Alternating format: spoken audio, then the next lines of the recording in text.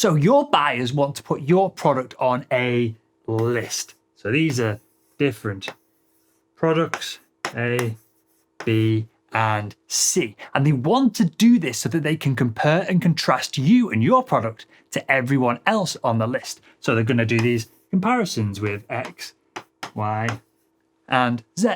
Now, your buyers are doing this because they want the best product, which usually, unfortunately, for salespeople like you and I means it's the lowest possible price. So here we have Y, lowest possible price, and they can only do this from a list. So if you want to get more deals done, your offer needs to become list proof. You need to get away from this. So do you want to know how to become list proof? Then stay tuned for the rest of the video. So how do we become list proof without coming up with an offer that's so obscure that it doesn't fit on a list, but the buyer doesn't know exactly what we're pitching them? Well, to become list proof while making a very clear and succinct offer, we have to add what we call intangible value to the offer itself. So Will, what the heck is intangible value? Now, a few years ago, I went and bought this watch. Now, it wasn't crazy expensive, but I was just about to go and throw a couple of $1,000 down on some basically pointless man jewellery. And so I wanted to get it from somewhere that I trusted. So I went online and did a ton of research, and I found this really good website that had a lot of YouTube videos that had really good insights about this particular Omega watch that I was after. I watched hours of the content. Eventually, this company's YouTube channel helped me narrow down which version of this watch that I wanted to buy. So I rang up the Leeds branch of this shop, and well, they didn't have this particular one that I wanted. I was after this wavy, it's got this wavy face on it. It's the James Bond watch, essentially, that was used in all the Pierce Brosnan films.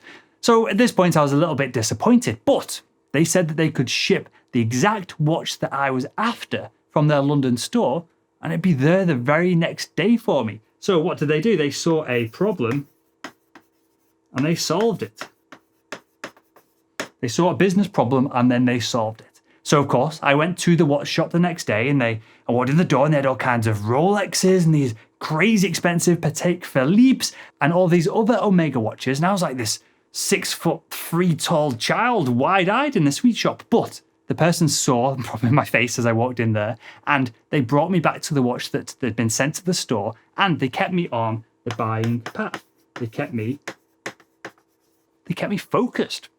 And so, of course, I bought the watch. I've been wearing it every day ever since, and I love it. Now, don't get me wrong, I never use it to actually tell the time, so it's completely pointless, but I'm a really happy customer and I really enjoyed the buying experience. Now, I could have made a list of all the stores that stocked this watch. I could have found the very lowest price, but I didn't. So I could have gone through this process. I could have found the 3 or 4 stores that are local that stocked it, highlighted the one with the lowest price, and bought from this particular store, but I didn't. So let's take a look at all of this differentiation that happened during the watch buying process. And don't forget, this differentiation right here made this company list proof and it secured them the deal. So first off, they built trust. They then shared insights through their YouTube videos that helped me shape my buying decision. They helped me solve a buying problem in the middle of the buying process. And then they focused my buying journey so I didn't get sidetracked. They nudged me in the right direction.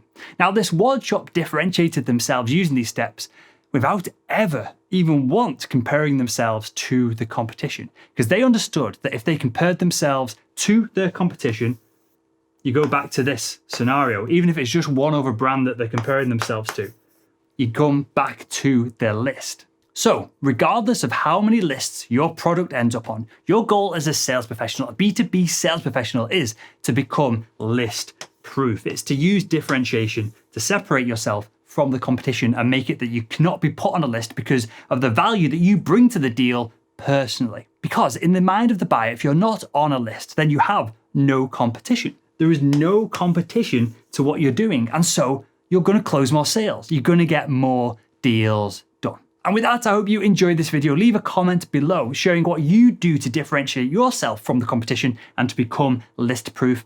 Click subscribe and I'll see you in tomorrow's video.